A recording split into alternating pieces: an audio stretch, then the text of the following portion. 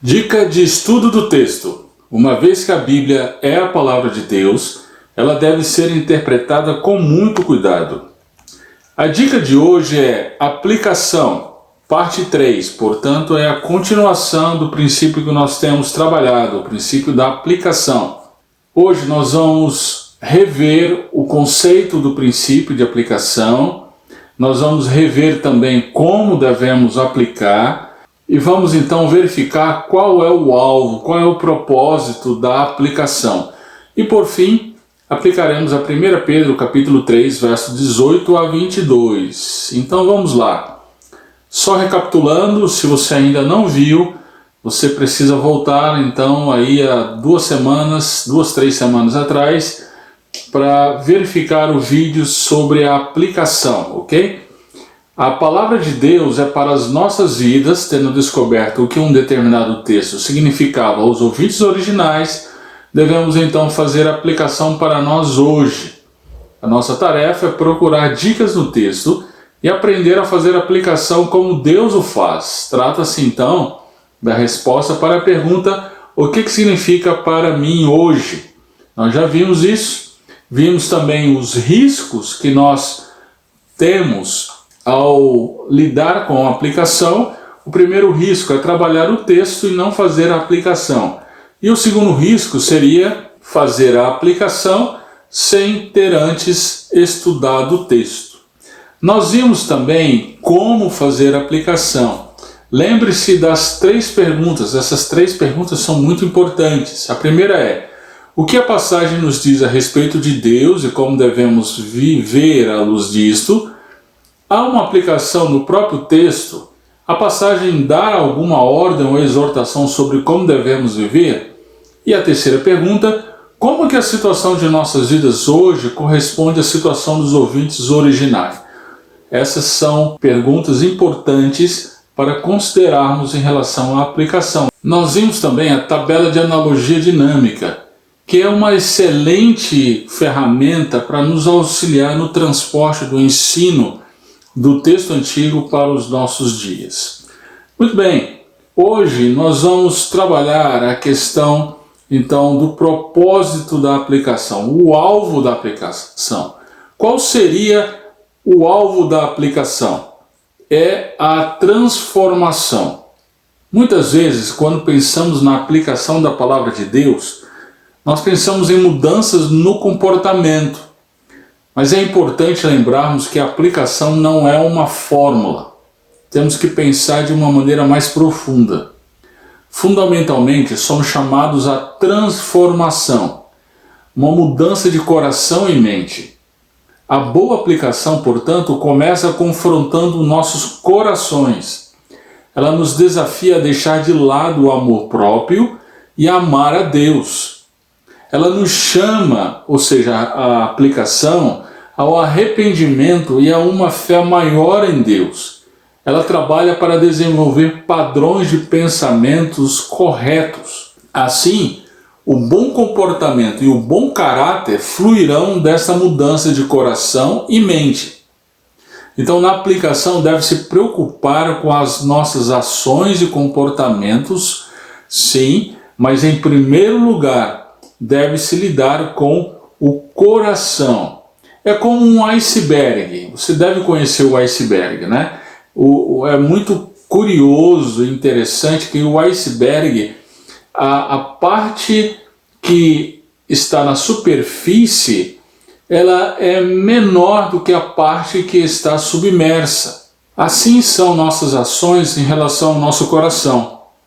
Nossas ações podem ser o que os outros veem, mas são apenas uma pequena indicação do que está escondido em nossos corações. Jesus diz em Mateus capítulo 15, verso 18 e 19: mas o que sai da boca procede do coração, e é isso que torna o homem puro, porque do coração é que saem os maus pensamentos, homicídios, adultérios, imoralidade sexual, furtos, falsos testemunhos e calúnias. Por isso, no nosso estudo é muito importante avaliar as coisas que estão embaixo da superfície, tanto quanto as que estão acima. Então, A aplicação não é apenas sobre como devemos viver e o que devemos fazer, é sobre o porquê devemos fazê-lo. A palavra de Deus nos dá a motivação correta para fazer o que devemos fazer. Procure então o porquê de uma ordem nas Escrituras. Verifique o que ela nos fala sobre Deus, que muda os nossos corações e traz a motivação para uma mudança em como vivemos. Verifique também se há uma ordem ou um mandamento afirmado diretamente na passagem. Por fim, verifique qual é a razão por trás daquele mandamento. Por que devemos fazer o que aquele mandamento nos ordena fazer? Descobrir a razão por trás do mandamento ajuda a mudar os nossos corações e certifica que não estamos apenas seguindo regras de uma forma legalista. Perceba então como Deus nos dá a razão ou a motivação atrás das ordens que Ele dá em Sua palavra. Por exemplo, lá em 1 Pedro, capítulo 2, verso 13 a 15, a ordem é a seguinte: sujeitai-vos a toda a autoridade humana. Perceba que logo em seguida, então, ele vai dar o motivo da ordem. Por quê? Pois a vontade de Deus é que, fazendo o bem, calais a ignorância dos insensatos. Em 1 Pedro 2, 18 e 19, a ordem é: servos, sujeitai-vos aos vossos senhores. Por quê? Pois digno de louvor é o fato de alguém suportar tristezas, sofrendo injustamente por causa da consciência para com Deus. Em 1 Pedro 3, 1 e 2, a ordem é: mulheres, sejam submissas aos vossos maridos. Também tem uma motivação. Por quê? Olha lá. Para que também, se alguns deles não obedecem à palavra, sejam ganhos sem palavra alguma pela conduta de sua mulher.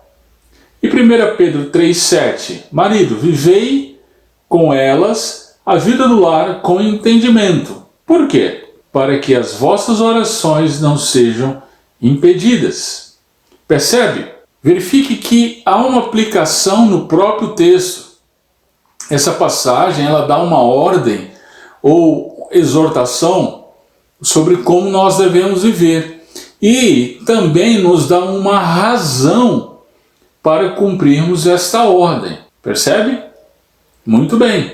Vamos aplicar então esse princípio a 1 Pedro, capítulo 3, verso 18. Nós já trabalhamos esse texto esta semana, então verifica no vídeo de hoje o estudo desse texto. Nós chegamos à mensagem central, que é essa: Cristo em sua morte e ressurreição nos reconciliou com Deus e proclamou a vitória sobre os poderes espirituais do mal.